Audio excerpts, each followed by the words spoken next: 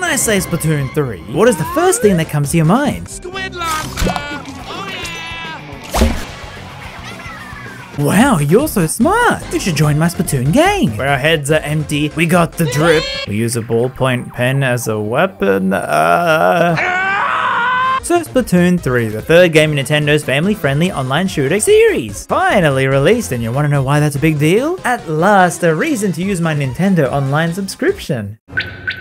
Oh, brother! Well, I picked my region, the Americas, and meet the player character. Kept you waiting, huh? Well, you start out in this apocalyptic wasteland featuring the Eiffel Tower. Yes, France is no more! And you gotta create your Splatoon-ling creature thing. I tried my best to create my OC Ramona, but it's one of those games that don't recognize high ponytails as a style. I mean, come on, Nintendo! Ariana Grande helped it get more popular. I thought you were trendy, but no! Well, at least I didn't pick this one. The same can't be said for this little guy.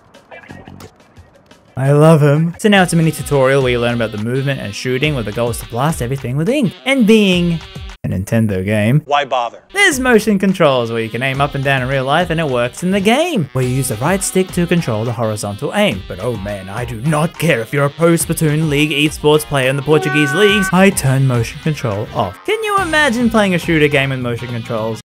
Fine, okay, it was pretty fun. But in all seriousness, I heard if you get used to it, it actually works pretty well in the game. Mostly because the aim of the game is to shoot the ground and not the other players with your ink. We'll get to that. But now we hop on board a train to the big city.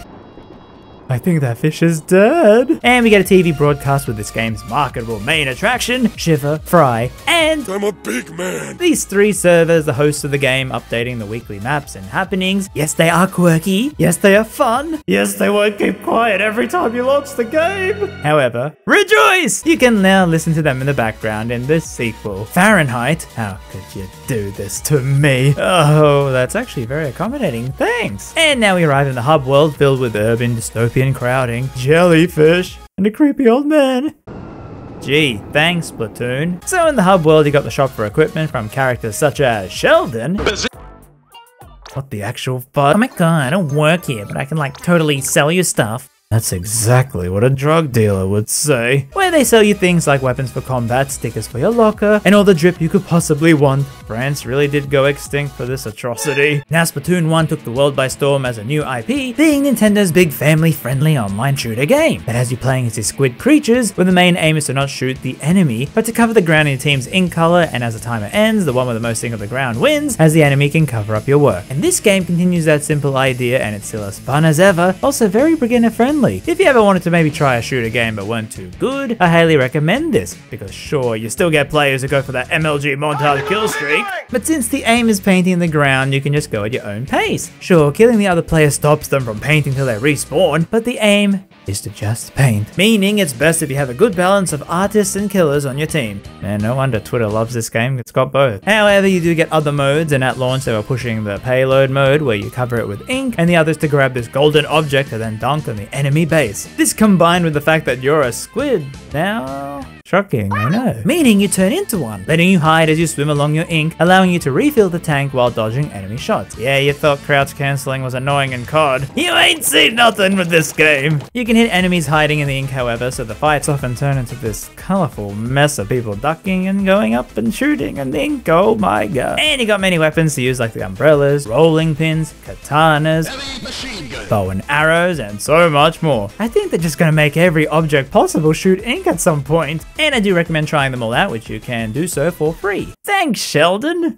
Where each of them have different bombs as side weapons, and a special move you can get if you cover a certain amount of ground in your ink, like a rocket launcher or a jetpack or whatever the heck this is. Are you feeling it now, Mr. Krabs? So yes, there will be your favorite weapon hiding here, and each have different uses, like the roller is great for covering the map, but you do need to get close to get kills, which is kind of fun. But then the ballpoint pen charges up to spray ink, which isn't great for map coverage, but is so fun one-on-one. This leads to very fast-paced games where you're constantly in the action, as even as you die, you can launch yourself straight back to where your teammates are. Just pray they aren't in combat. Now if you're fine with this, you can try competitive play, where you get an online rank, but don't worry, it's not as toxic as other games, because you can't really do anything toxic here. Well, falling off the map might count, as well as spamming booyah, I guess. But competitive has those different modes which change up the gameplay, not requiring you to always just paint the ground, and it's quite fun until you come across a team full of Japanese players. I'm in danger! Oh wait, we easily won. Huh. Yeah, I don't know if it's because I'm a pro gamer now, but I was winning a lot more than Splatoon 2, and I often got titles like I was the most targeted on the team. Maybe it's the bright blue shoes, or the fact that I turned off motion controls. Now these are all on these rotating maps that switch up every few hours, so you're constantly playing so many matches.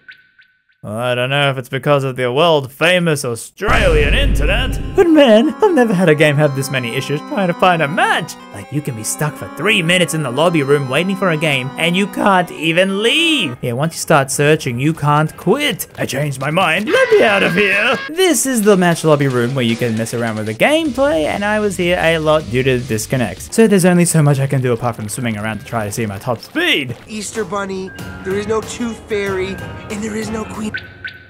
I mean, it's cool to have this room and this set design, but you can't even interact with any of it. And with the door locked, it's like Nintendo strapped you in the room and won't let you leave till you find a match.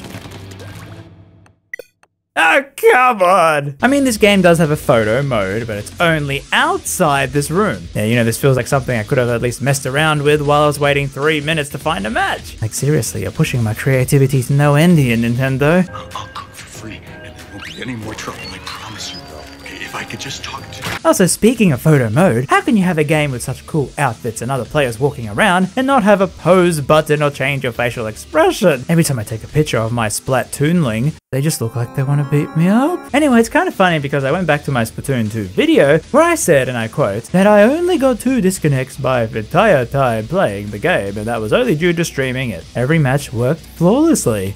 Well, Splatoon 3, I'm still waiting for an answer. I mean, I guess that's the difference between playing a game at launch versus waiting 2 years for them to work out all the kinks. Like, come on, that game had such a cool horn hat, I miss it so much! All those issues aside, when you're in the game, oh man, is it so fun! Just with the map presentation, and I don't know what sorcery they did to make the paint look this good! It really makes it addictingly fun to lay it down. And also eat! But that all aside, I recommend getting to level 4 as quick as possible because it unlocks more features like buying stickers for your locker, which I don't think has any other purpose apart from showing off your creativity online.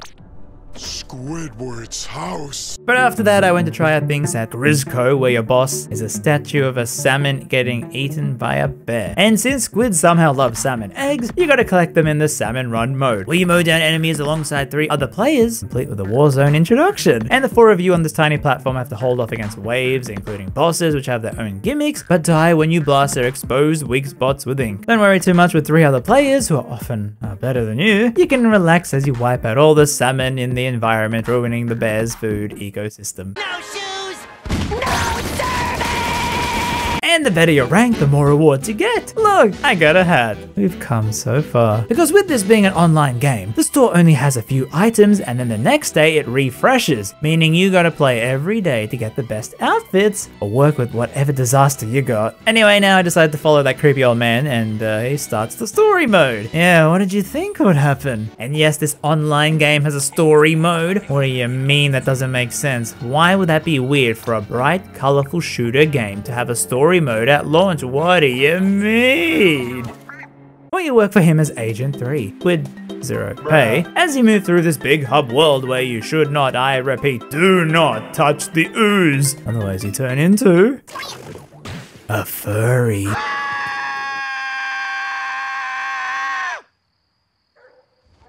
You gotta animate throw your little buddy using the orbs you collected for him to suck up the ooze, unlocking more of the map. And to get these orbs, you turn into a British cocaine to play these mini missions that have their own objectives, teaching you more of the mechanics of each gun, including solving puzzles and defeating octolings, the bad guys of the game. And down the bottom we fight a boss who, after defeating, we fall down below further into snow, cryptic log messages, rocket ship, Marie and Callie from the first game. You can ink them?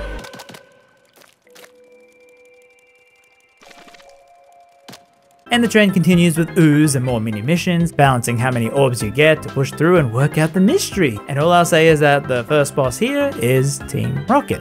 Oh, sorry, they seem so familiar. I'm in the TV crew gang who are thieves, I think, and fighting Fry, who has this eel box summoning so many of them, and you better be good at the gameplay because these bosses can be tough. The aim is usually to stop the boss to ink it up and attack the boss on top, as per the Nintendo rule of defeating a boss 3 times to win. Now, the story mode actually seems quite cool, while I was enjoying it a lot more than 2. However, I do wish you got to use your outfit in this mode. I mean, I worked so hard for my goofy trip, okay? Speaking of which, when you fight in matches, you might notice that the other players appear in your hub world afterwards, complete with their own fashion and art.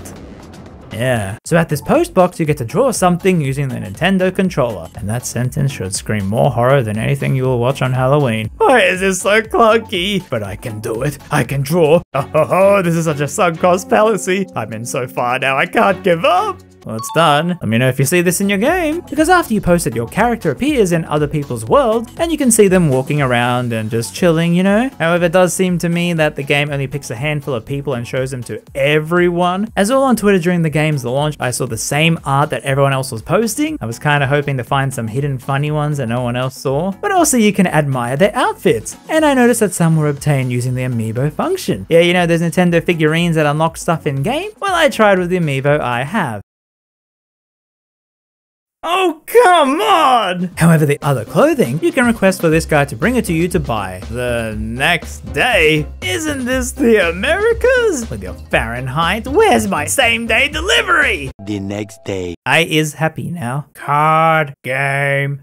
What? Card game in the Splatoon 3. Oh, okay, there's a card game too in the back alley where you verse the computer, using cards placed on a board to cover up as many squares as possible, and you can't place new cards on top of the already ones on the board. It's an alright minigame, I guess. I mean, it would have been nice to, you know, you could play this while finding a match so you're not just stuck in the room. But hey, I won my first match. Take that, you stupid jellyfish. Yeah, you heard me. And your mother too.